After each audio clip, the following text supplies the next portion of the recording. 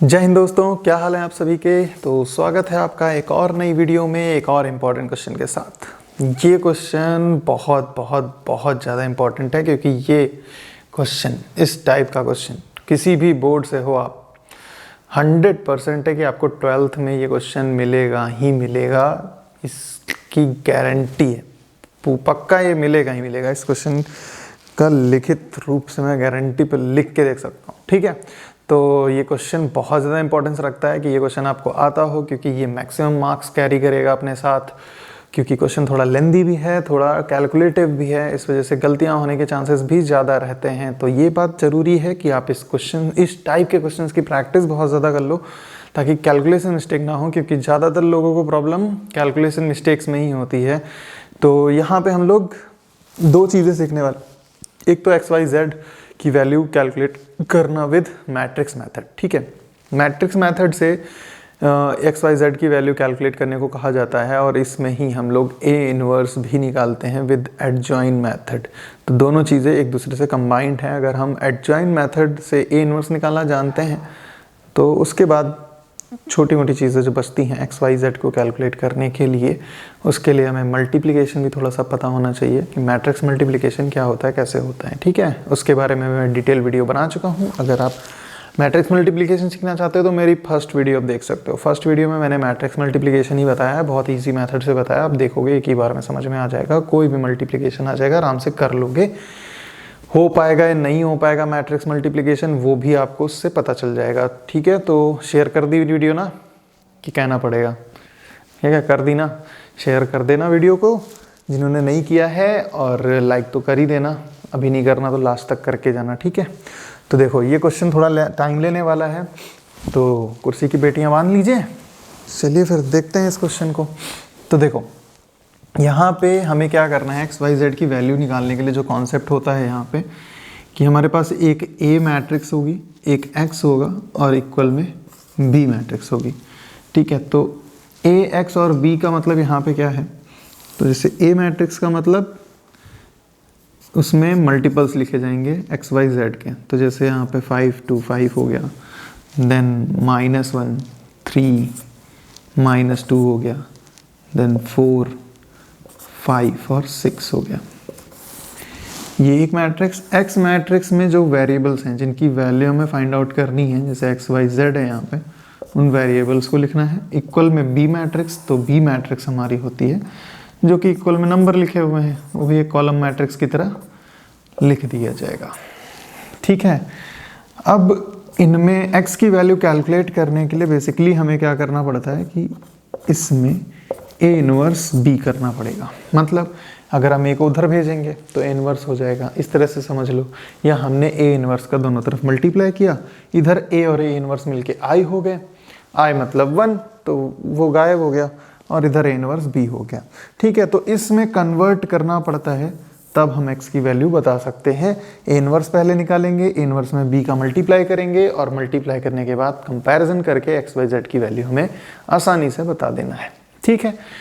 तो सबसे बड़ा जो इसमें कांटा है वो है A इनवर्स निकालना। तो A इनवर्स, ऐसा कोई ज़रूरी नहीं है कि आप एडजॉइन मेथड से ही इनवर्स निकालो। अगर आपको एलिमेंट्री रो ऑपरेशन से A इनवर्स निकालना है तो उससे भी निकाल सकते हो, बस A इनवर्स हमें निकालना है। यहाँ पे कोई ऐसी बाउंडेशन नहीं होती है, पर ज़्यादातर लोग प्रीफर करेंगे कि यहाँ पे एडजॉइन मेथड से ही A इनवर्स कैलकुलेट किया जाए, ठीक है। तो देखो अब हम यहाँ पे क्या करने वाले हैं, तो एडजॉइन मेथड से A इनवर्स निकालने के लिए, जैसे A हमारा तो यहाँ पे हो गया कि 5 -1 4 2 3 5 5 -2 और 6। तो एडजॉइन मेथड में सबसे पहले उसका डिटर्मिनेंट वैल्यू निकालते हैं। मतलब डिटर्मिनेंट वैल्यू ऑफ A अगर हम कैलकुलेट करते हैं यहाँ पे, तो डिटर्मिनेंट वैल्यू के लिए जैसे हम R1 के अलॉन्ग अगर एक्सपेंड करते हैं तो R1 हमारी ये हो गई, ठीक है। तो एक्सपेंड करने पे हमारे पास आएगा 6 3 18 माइनस माइनस प्लस 5 2 10, ठीक है। माइनस माइनस प्लस 1 हो गया यहाँ पे, तो 6 2 12 माइनस 25 हो गया, एंड प्लस 4, और यहाँ पे आ जाएगा हमारा माइनस का 4 और माइनस का 15, ठीक है। तो ये हमारा कितना हो जाएगा 28 और 5 मल्टीप्लाई 28 हो गया, प्लस यहाँ पे हम अगर बात करें तो माइनस का हमारा 13 आ जाएगा।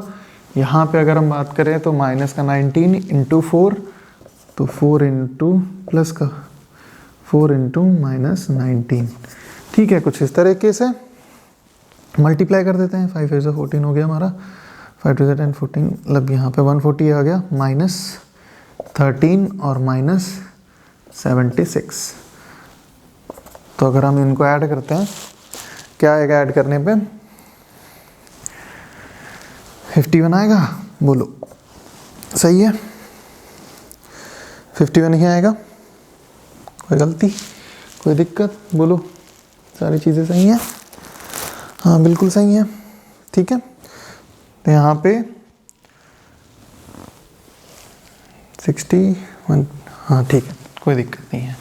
ठीक है, नेक्स्ट स्टेप हमारा क्या होता है? मॉडुलस तो हमने कैलकुलेट कर लिया। अब मॉडुलस ही अगर हमारा 0 आ जाता, मतलब डिटर्मिनेंट वैल्यू ही 0 आ जाती, तो एक्स वाई जेड का सॉल्यूशन पॉसिबल ही नहीं थे। ठीक है, क्योंकि और बाकी ए इनवर्स भी पॉसिबल नहीं होता। ठीक है, ए इनवर्स ही पॉसिबल नहीं होता तो हम वैल्यू भी नहीं निकाल पाते। ठीक है, तो एडजॉइन मेथड में हम पहले मॉडुलस या डिटर्मिनेंट वैल्यू ही निकालते हैं। डिटर्मिनेंट वैल्यू ही हमें बताएगी कि उसका सॉल्यूशन पॉसिबल है भी या नहीं है। ठीक है, तो डिटर्मिनेंट वैल्यू हमारी आ गई। अगर 0 वैल्यू आ जाती डिटर्मिनेंट वैल्यू तो सॉल्यूशन पॉसिबल नहीं होते। डिटर्मिनेंट वैल्यू 0 नहीं आई है, 0 के अलावा प्लस माइनस कुछ भी आता है तो सॉल्यूशन पॉसिबल होंगे। ठीक है, तो चलिए आगे देखते हैं। तो आगे हमें क्या करना होता है? इसमें कोफैक्टर्स निकालने होते हैं। कोफैक्टर्स निकालना भी मैंने बताया हुआ है अपनी वीडियो में, जिन्होंने नहीं देखा है वो एक बार देख लें वीडियो, क्योंकि यहाँ पे मैं उतनी डिटेल में डिस्कस नहीं करूँगा। ठीक है, यहाँ पे मैं सीधे सीधे कोफैक्टर्स कैलकुलेट करूँगा, क्योंकि यहाँ पे मुझे सारे एलिमेंट्स, मतलब यहाँ पे 9 के 9 एलिमेंट्स हैं, उन सभी के कोफैक्टर्स हमें कैलकुलेट करने होंगे। तो जैसे पहला कोफैक्टर हमारा कैपिटल ए से रिप्रेजेंट होता है A11, तो A11 करेंगे। A11 पोजीशन का साइन हमारा जो होता है उसके अकॉर्डिंग यहाँ पे 18 और प्लस 10 आएगा, जो कि हमारा 28 के इक्वल हो जाएगा। देन A12 हम कैलकुलेट करते हैं तो उसका साइन माइनस होता है। A12 के अकॉर्डिंग यहाँ पे 12 माइनस 25, तो मतलब यहाँ पे हमारा साइन हो जाएगा प्लस का 13। ठीक है, उसके बाद A13 अगर हम कैलकुलेट करते हैं तो A13 में हमारा -4 -15 होगा, जो कि इक्वल हो जाएगा -19 के। इसी तरह से A21, तो पोजीशन का साइन माइनस होता है। A21 के अकॉर्डिंग हमारा हो जाएगा माइनस का 6 प्लस का 8 which is equal to minus का 2। ठीक है, फिर A22, तो A22 का साइन होता है प्लस, यहाँ पे 30 minus 20 is equal to 10। A23, तो A23 का साइन माइनस, यहाँ पे भी माइनस का 10 और प्लस का 5, मतलब यहाँ पे आ जाएगा प्लस का 5। देन A31, तो A31 का साइन होता है प्लस, यहाँ पे -5 माइनस का 12, मतलब हो गया माइनस का 17। ठीक है, माइनस का 17। A32, तो A32 करेंगे तो में हो जाएगा, माइनस का साइन हो जाता है पोजीशन का 25 minus 8 which is equal to हो जाएगा हमारा कितना, माइनस का 17, ये भी आ जाएगा। देन A33 जगह की थोड़ी दिक्कत है तो इसलिए थोड़ा एडजस्ट कर लेंगे। यहाँ पे देखो 5 3 15 हो गया, 5 3 15 और माइनस माइनस का प्लस का 2, मतलब 17 यहाँ पे प्लस का आ जाएगा। बोलो इसमें यही आएगा।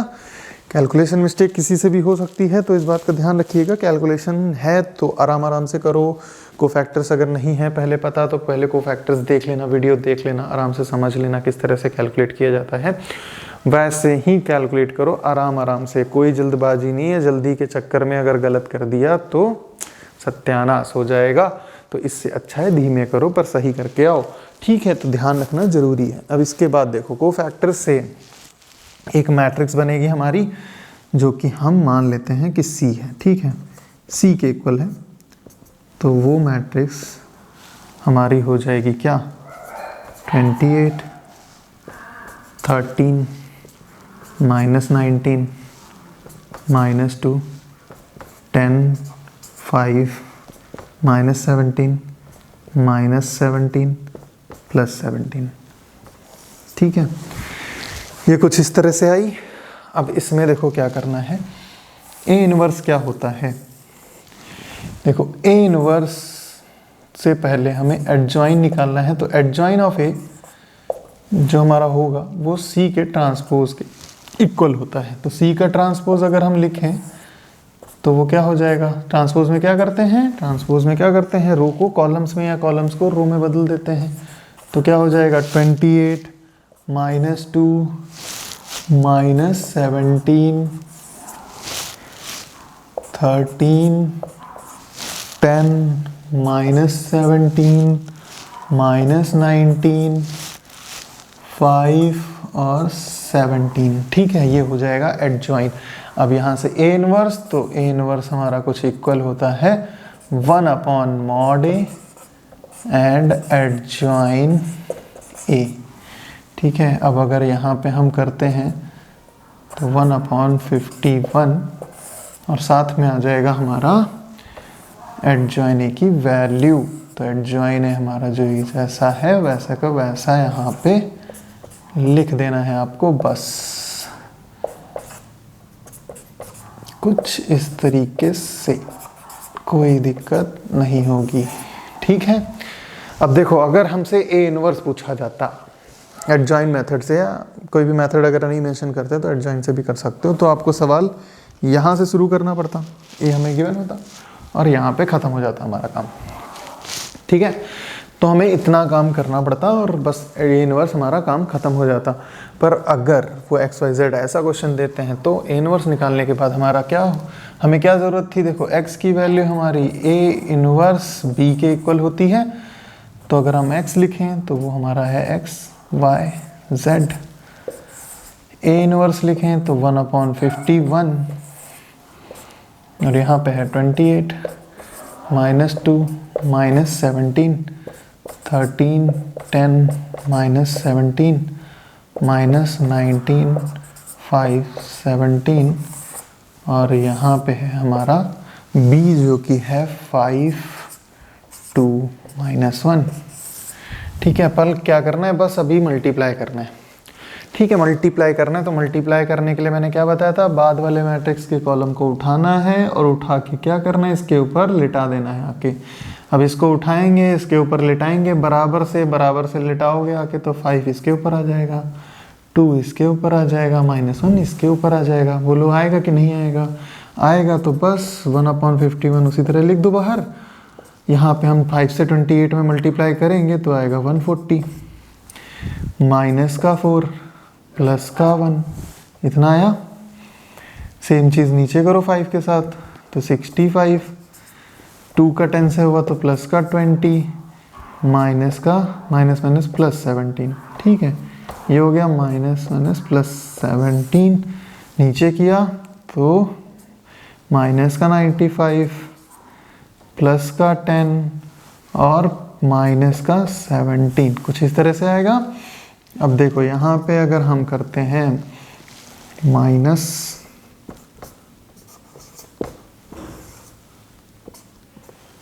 तो अब क्या होगा, यहाँ पे आएगा 140 - 4 मतलब 136 और 137।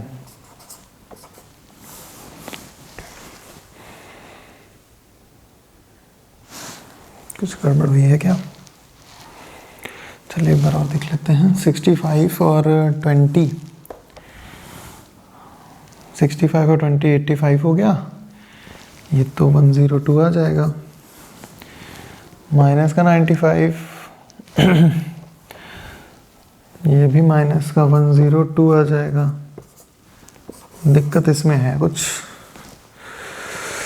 इसमें है कुछ दिक्कत, कुछ गड़बड़ हुआ है यहाँ पे।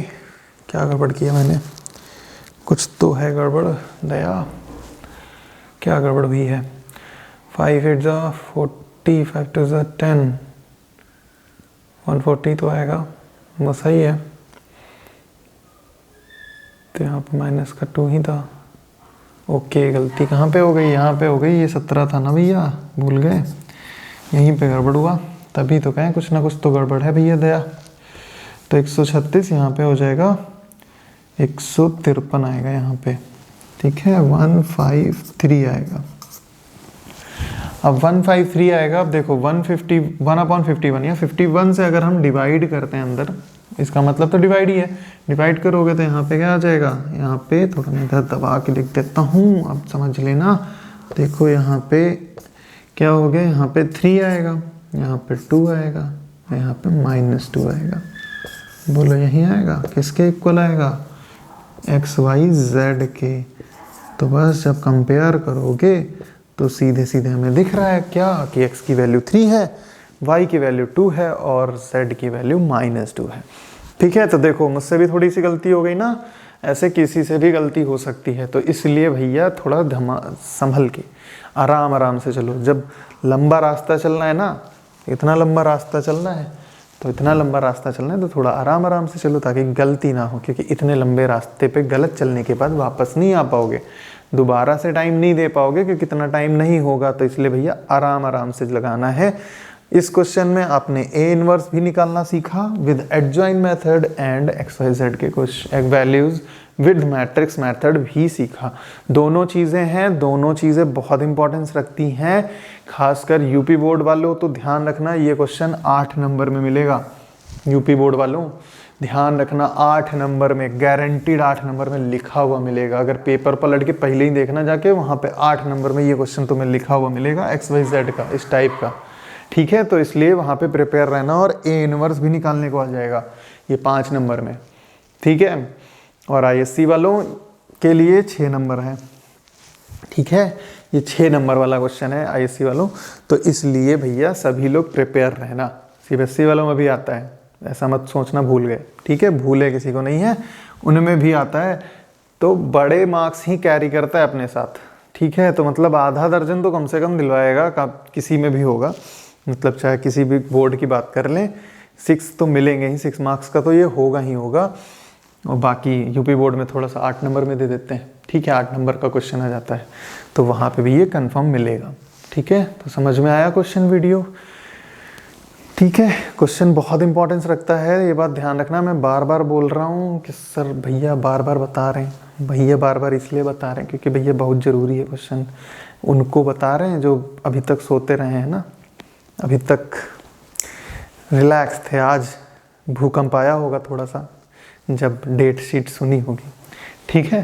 तो डेट शीट के बारे में पता चला होगा, तब भूकंप मचा होगा, तब परेशान इधर उधर घूम रहे होंगे। तो उनके लिए भैया 8 नंबर पक्के कर लो, है ना। इसको लगा के लाइव झिंगा लाला कर लो, 8 नंबर तो पक्के हो जाएंगे।